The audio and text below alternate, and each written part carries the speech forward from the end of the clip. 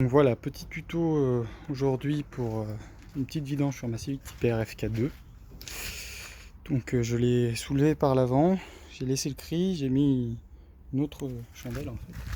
Il faut venir la soulever par dessous, comme ça. J'ai mis une autre chandelle en cas où le cric lâcherait. Bon, c'est pas terrible parce que ça serait pas sur la zone prévue pour qui est là. Mais bon, normalement le cric n'est pas censé lâcher. Et j'en ai mis une autre surtout à cet endroit-là. Pour aussi en cas de chute, normalement elle prendra le relais avant. Donc on a le capot d'ouvert, c'est uniquement pour une vidange, donc changement du filtre à huile et changement d'huile. Donc j'ai dévissé le capuchon que j'ai laissé dessus, la tirette je l'ai soulevée aussi, ça ce sera pour faciliter le passage d'air.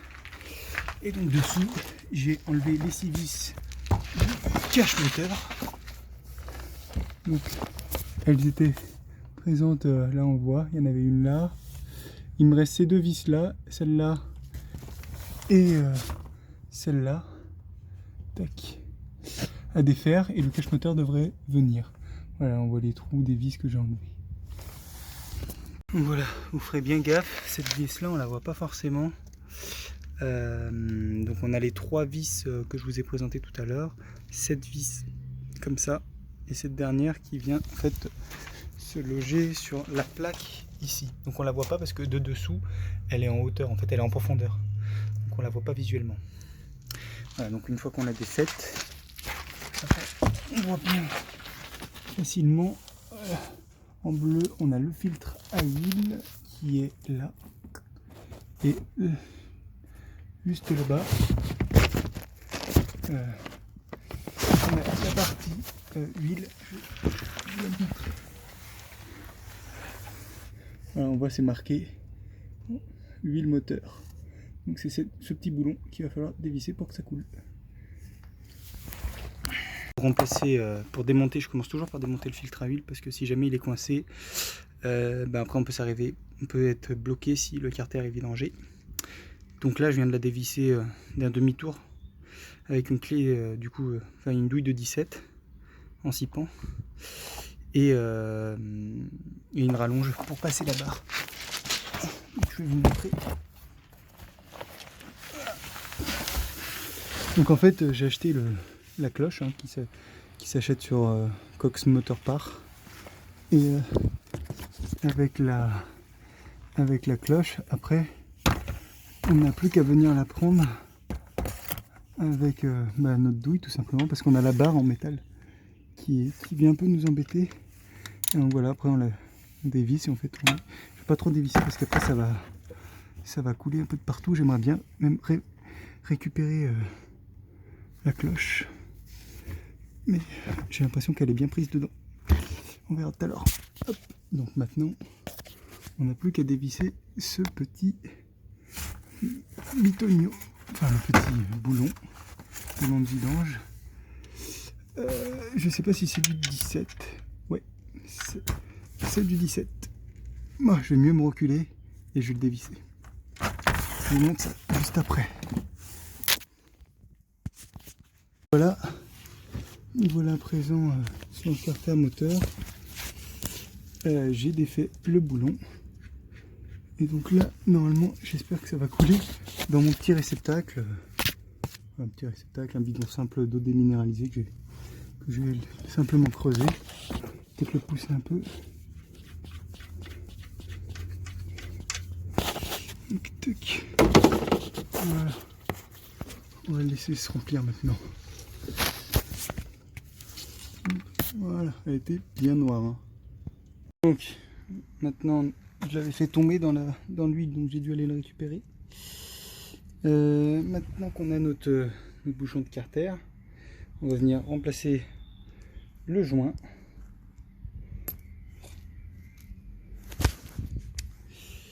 Donc par le nouveau qui est livré avec le filtre à air. Nous irons, voilà, donc je viens de serrer le bouchon de carter. J'ai pas le couple exact précommandé, enfin recommandé par Honda.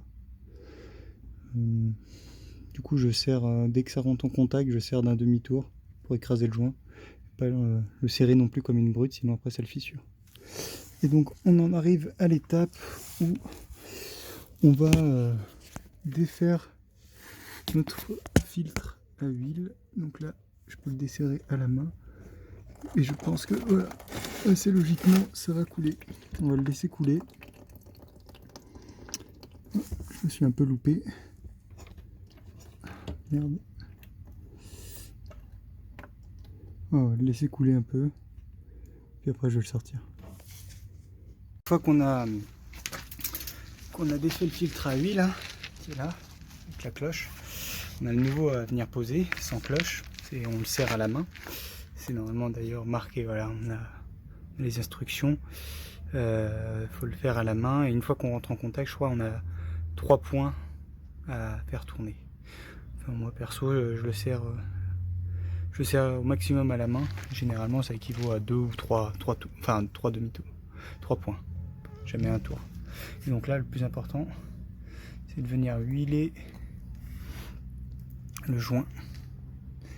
C'est ce qui évitera qu'il accroche lorsqu'on le défera la prochaine fois.